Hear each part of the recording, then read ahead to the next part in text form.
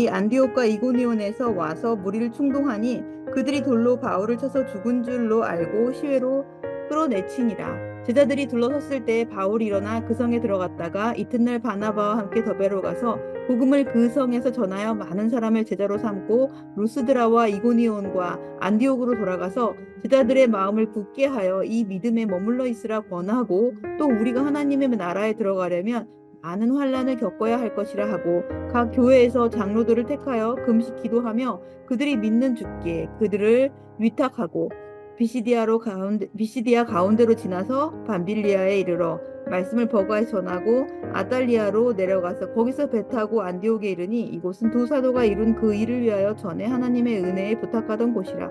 그들이 이르러 교회를 모아 하나님이 함께 행하신 모든 일과 이방인들에게 믿음의 문을 여신 것을 보고하고 제자들과 함께 오래 머물러 있느니라.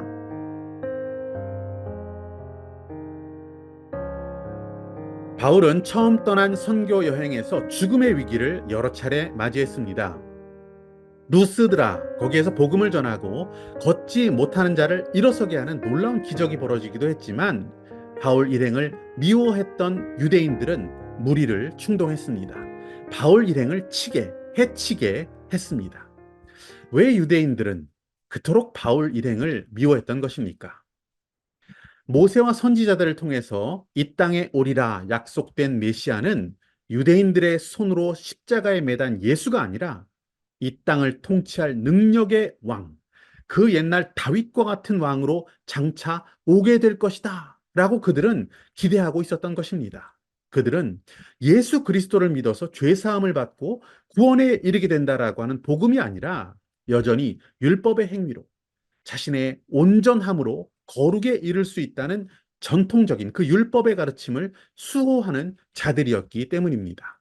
바울이 전하는 복음, 믿음으로 죄 사함을 받는다는 이 복음이 이방인들에게 전해지는 것을 막고자 했습니다. 유대인들은 무리를 충동했습니다. 바울을 겁주기 위해서 죽을 만큼 돌로 치게 했습니다. 그렇게 이고니온에서 끌려 나온 바울은 제자들이 그를 찾기 전까지는 거의 죽어 있는 상태였습니다. 제자들이 찾아와서 바울을 둘러쌌습니다. 정말 놀라운 것은 방금 전까지 맞아 죽을 정도로 돌팔매질을 당했던 바울이 벌떡 일어나서 다시 그 맞았던 성으로 지체 없이 들어가고 있는 모습입니다. 20절 말씀을 보시면 제자들이 둘러섰을 때 바울이 일어나 그 성에 들어갔다가 이튿날 바나바와 함께 더베로 가서, 아멘. 예전에 터키 선교사님, 지금은 튀르키예로 나라 이름이 바뀌었지만 그분의 간증을 들었던 적이 있습니다. 당시 그 나라에서 누군가 복음을 전하면 그 복음을 전한 사람이 붙잡혀서 두들겨 맞는 벌을 받았다고 합니다. 맞을 때는 그래도 그 아픔을 견딜 수 있었다고 합니다. 하지만 그 이후가 정말 쉽지 않았다라고 하셨습니다. 다시 매를 맞는 것, 이것을 상상하게 되면 그 공포로부터 헤어나기가 많이 힘들었다라고 하는 그 간증을 들은 적이 있습니다. 사도 바울, 정말 대단한 사람입니다. 돌로 쳐서 죽을 만큼 맞았는데 일어나자마자 다시 그 성으로 들어갔다는 것입니다. 그래서 바나바를 데리고 그 옆성인 더베로 갑니다. 거기에서 또 복음을 전합니다. 더베에서, 또 루스드라에서, 이고니온에서, 비시디아 안디옥에서 그는 복음을 전했고 그 길을 다시 그 지나온 길을 되짚어서 돌아갑니다. 사실은 그 지역 어디에서도 그다지 환영을 받고 대접받은 일은 별로 없는 것 같습니다. 가는 곳마다 핍박이 있었고 내쫓김이 있었습니다. 하지만 바울 일행은 담대히 다시 그곳으로 돌아가서 사람들을 만납니다. 누구를 만납니까? 예수를 믿고 살기로 결심한 제자들, 그들을 만납니다. 그래서 그들의 신앙을 격려하고 짧게나마 양육을 감당했습니다. 이것이 바로 바울 일행의 선교 전략이었습니다. 전도했던 사람, 복음을 전했던 한 사람 한 사람 다시 돌보는 일, 양육하는 수고를 감당했던 것이죠. 22절 말씀을 보시면 제자들의 마음을 굳게 하여 이 믿음에 머물러 있으라 권하고, 또 우리가 하나님 나라에 들어가려면 많은 환난을 겪어야 할 것이라 하고, 아멘. 이렇게 제자들을 만나서 다시 그 양육을 감당했던 것입니다. 제자들의 마음을 굳게 하여, 사실 제자라고는 하지만 그들은 믿은 지 얼마 되지 않는 정말 초신자들입니다. 믿고 죄사함의 큰 기쁨과 영생을 얻은 그 감동 속에서 그들은 얼마간은 정말 행복했을 것입니다. 하지만 시간이 조금씩 조금씩 지나가며 마음에 의심이 생기기도 했을 것입니다. 어쩌면 주변 사람들의 조롱을 듣기도 했을지 모릅니다. 어쩌면 자신들의 죄 문제로 인해서 또 그간 해왔던 우상 숭배 습관으로 인해서 여러 가지 갈등이 있었을 것입니다. 마음을 잡기 힘든 시간이 그들에게 오기도 했을 것입니다. 그런 그들을 바울 일행은 다시 찾아갔습니다. 그들의 마음, 그들의 믿음을 굳건히 해주는 그 양육 사역을 그들이 감당했던 것이죠. 세워진 제자들을 향해서 이렇게 말했습니다. 이 믿음에 머물러 있으라. 믿음에 머물러 있으라. 이렇게 이야기했습니다.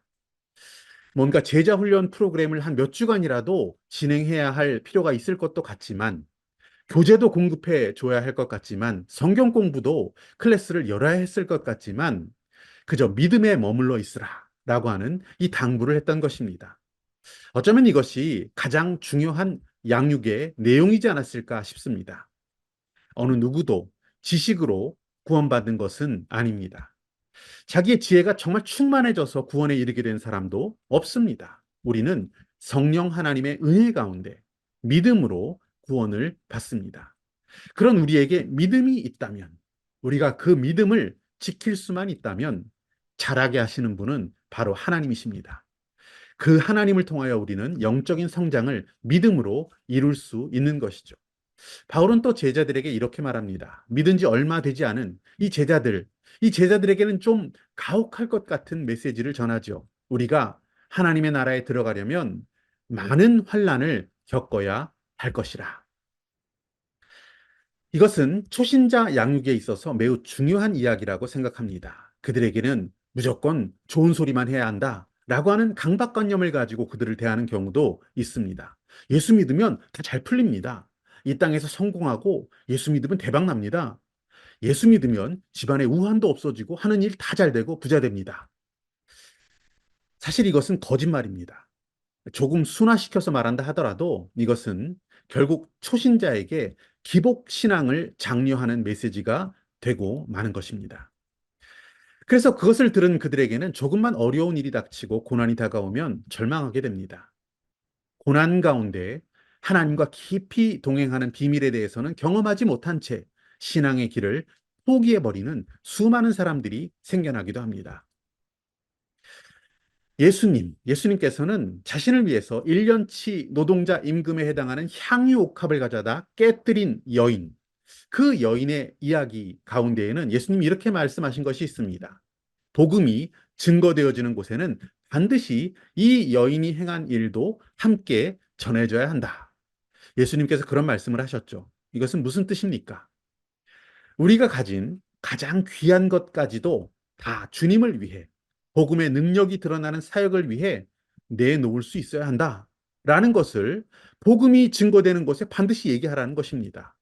어떤 상황 속에서라도 주님을 위해서, 주님 사랑하는 마음으로 주님 위해서 우리의 모든 마음, 모든 뜻, 모든 정성을 다해서 주를 위해 드릴 각오를 해야 한다. 이것을 복음 전해지는 곳마다 반드시 전하라는 주님의 명령이었습니다. 하나님 앞에 서는 마지막 그날까지 환난이 와도 시련이 와도 우리는 믿음으로 그 모든 것을 감당해야 한다라는 그 내용을 바울이 그들에게 전한 것입니다.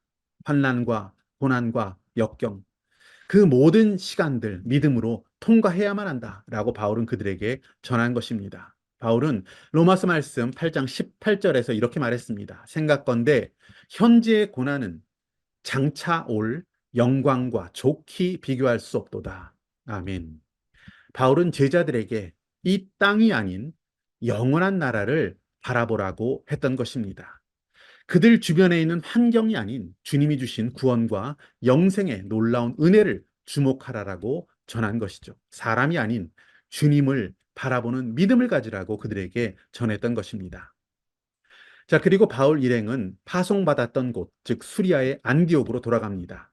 하나님이 하신 그 놀라운 역사를 자신을 보내준 사람 그리고 자신을 위해서 기도해 준 그들과 함께 나누었습니다. 그렇게 제1차 선교 여행은 성령 하나님의 역사하심 가운데 이방에 두루 복음의 은혜를 전할 수 있는 위대한 여정이 되었습니다.